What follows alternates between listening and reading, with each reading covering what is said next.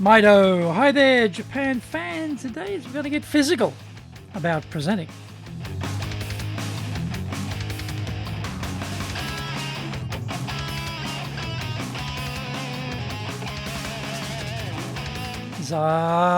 Eigo desu. Sore dewa ikimashou. So let's get going. This is the 7th year of the Sales Japan series podcast, broadcasting around the world from the Beverly Hills of Japan, Minato-ku here in downtown Tokyo. It is chic central. I'm your host, Dr. Greg Story, Dale Carnegie Tokyo franchise owner, the president of Dale Carnegie Tokyo Training, and the 3-time best-selling author of Japan Sales Mastery, which is Zaegyo in Japanese, Japan Business Mastery, and Japan Presentations Mastery in Japanese, Anata mo Purezen Tachijin.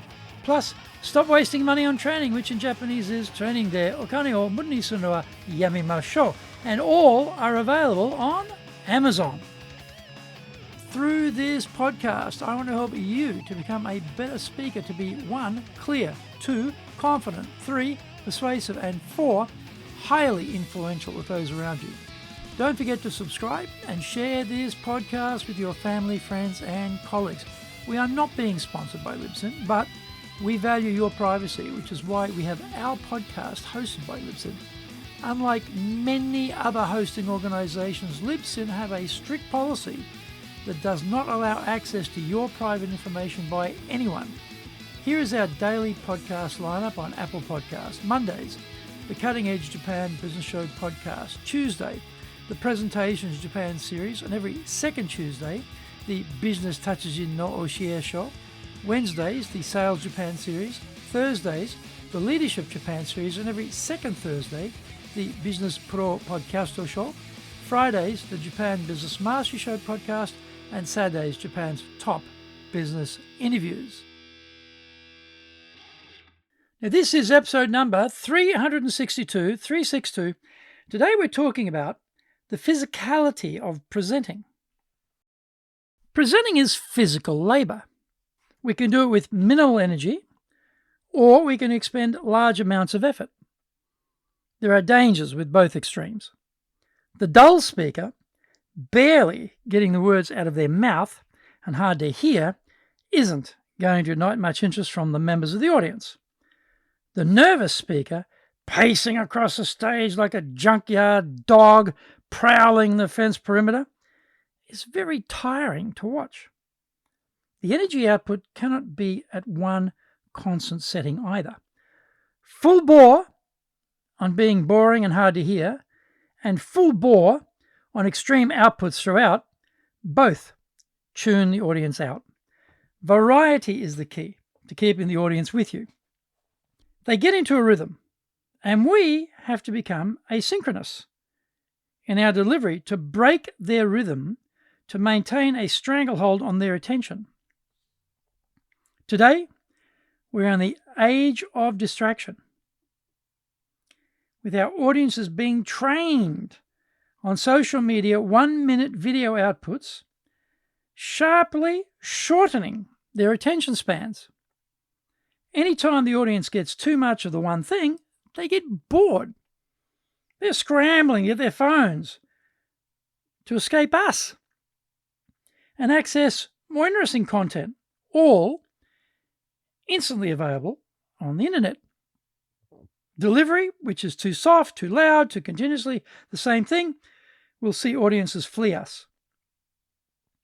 There are keywords and phrases we need to highlight with either more power in or less power in.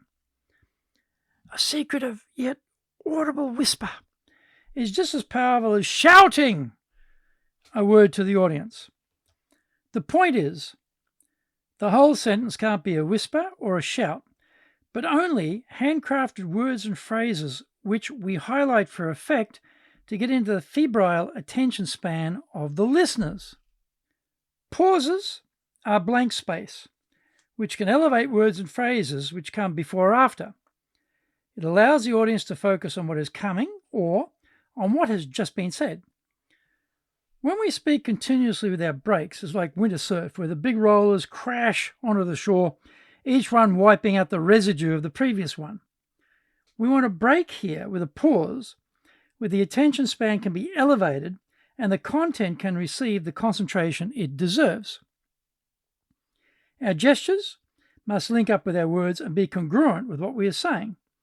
If we need a big gesture, we should deliver one. Often, when we are teaching participants public speaking, they are fearful to make a big movement with their gestures. When we replay the video and ask them if the larger gesture we have coached for looks crazy or out of place, they always say no, it looks congruent. We can use gestures in creative ways. If we talk about something in the past, we can thrust our arm backward to emphasize the point. This is in the past. It is behind us.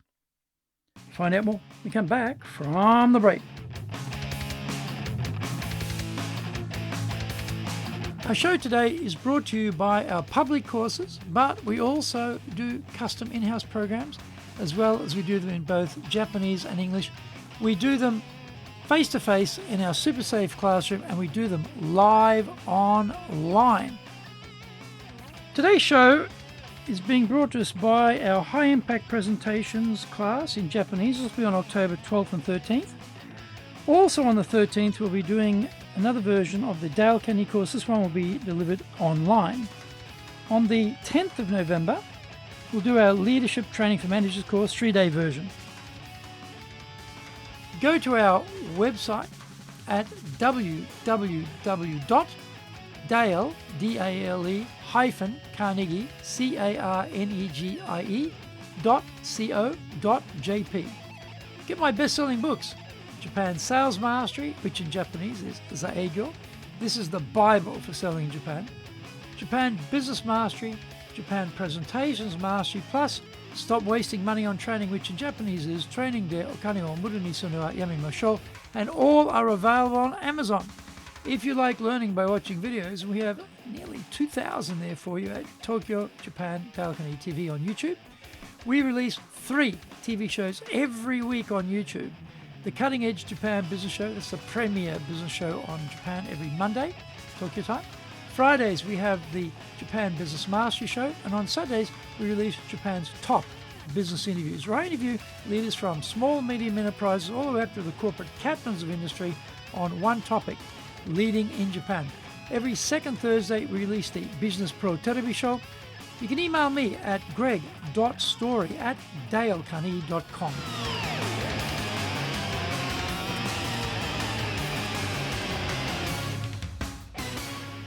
Welcome back. If we refer to ourselves, we can bring both hands back to point at our chest. It indicates we're talking about ourselves and not someone else. If we want to involve the audience, we can spread our arms wide and open the palms out to indicate our listeners. If we want to show some scale, either small or large, we can use our hands to do that.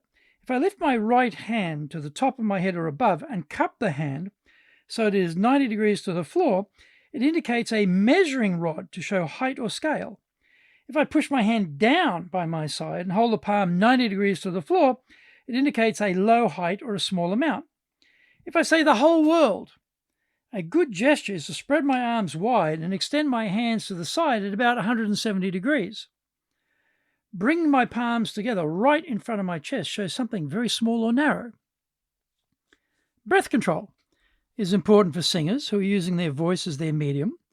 They get training for this, but what about speakers who are using their voice as their medium of communication? Normally, no one gets any training. The singer and the speaker's secret is lower diaphragm breathing. This means the lower abdomen expands and contracts as we breathe, rather than having the breath focused in the upper chest. Place your hand on the front of your tummy at about navel height. When you breathe in, the tummy should expand out and push against your hand. When you exhale, it should contract and draw your hands in towards your body. This gives us a rich source of oxygen and breath control to use when speaking, such that we never sound tinny and short of breath. Another powerful element for speakers is to project your ki, or intrinsic energy, into the audience. By directing your energy into those in front of you, they feel energized by you and they keep listening rather than reaching for their phone to escape. Try to imagine you are pushing your energy to the back wall of the venue, covering the entire audience. Don't keep your intrinsic energy bottled up inside you. Share it with the assembled masses. To help with this, use big gestures and use voice power when speaking loudly to drive the force into the audience in front of you. This requires conscious thought at first, but after a while, you'll be doing this naturally without any thought required. We have physical power, and we need to plan for this when we're preparing to give talks.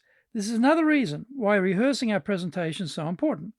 If we work on these things in preparation for the talk, we'll be able to execute them during our presentation. Thank you for joining the Sales Japan series.